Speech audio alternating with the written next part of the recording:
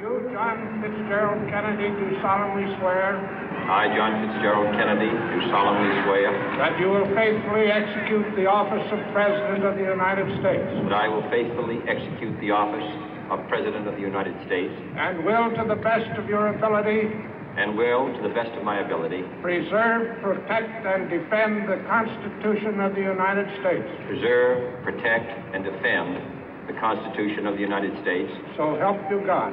So help me God.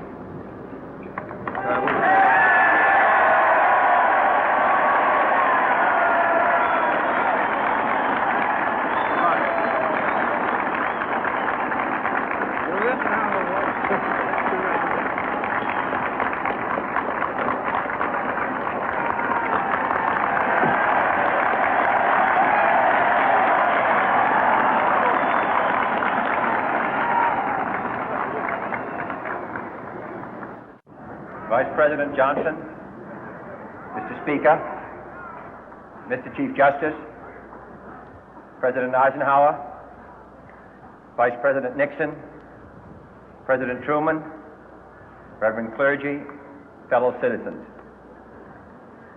We observe today not a victory of party, but a celebration of freedom, symbolizing an end as well as a beginning, signifying renewal as well as change.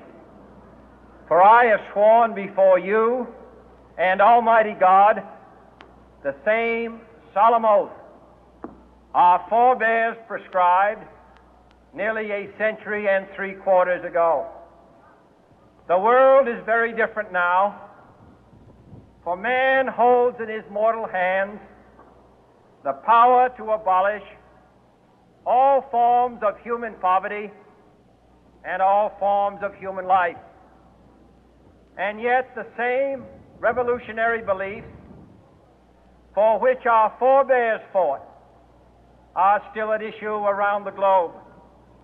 The belief that the rights of man come not from the generosity of the state, but from the hand of God.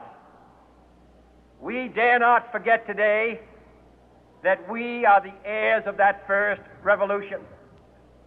Let the word go forth from this time and place to friend and foe alike that the torch has been passed to a new generation of Americans born in this century, tempered by war, disciplined by a hard and bitter peace, proud of our ancient heritage, and unwilling to witness or permit the slow undoing of those human rights to which this nation has always been committed and to which we are committed today at home and around the world.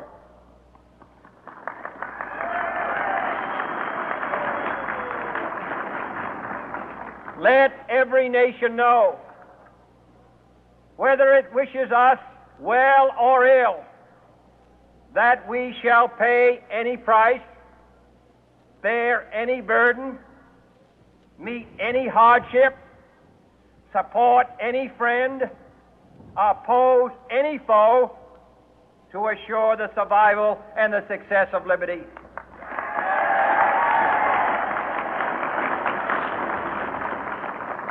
This much we pledge and more.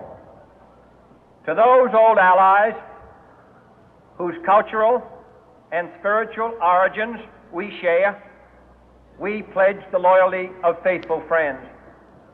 United, there is little we cannot do in a host of cooperative ventures.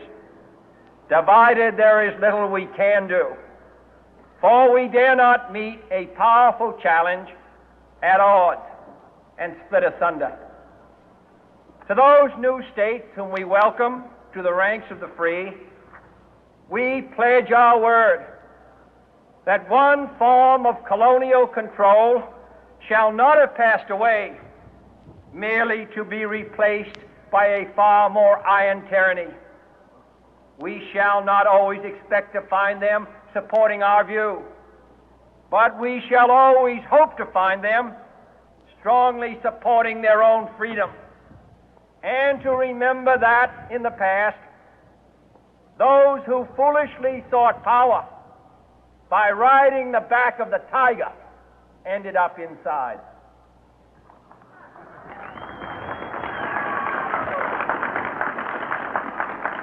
To those people in the huts and villages of half the globe struggling to break the bonds of mass misery, we pledge our best efforts to help them help themselves for whatever period is required, not because the communists may be doing it, not because we seek their votes, but because it is right. If a free society cannot help the many who are poor, it cannot save the few who are rich.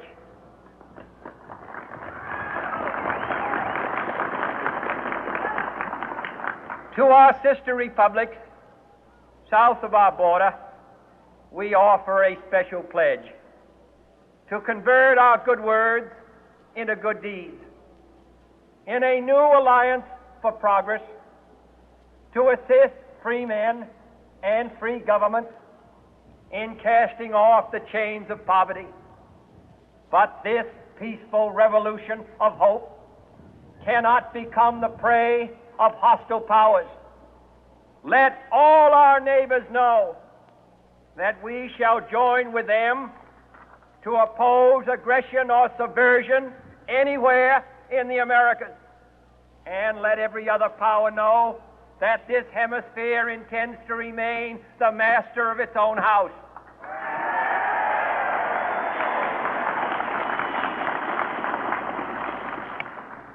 To that World Assembly of Sovereign States, the United Nations, our last best hope, in an age where the instruments of war have far outpaced the instruments of peace, we renew our pledge of support to prevent it from becoming merely a forum for invective, to strengthen its shield of the new and the weak, and to enlarge the area in which its writ may run.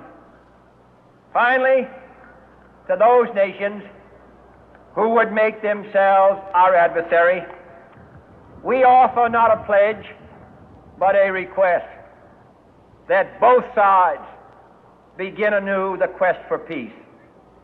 Before the dark powers of destruction, unleashed by science, engulf all humanity in planned or accidental self-destruction, we dare not tempt them with weakness, for only when our arms are sufficient beyond doubt can we be certain beyond doubt that they will never be employed.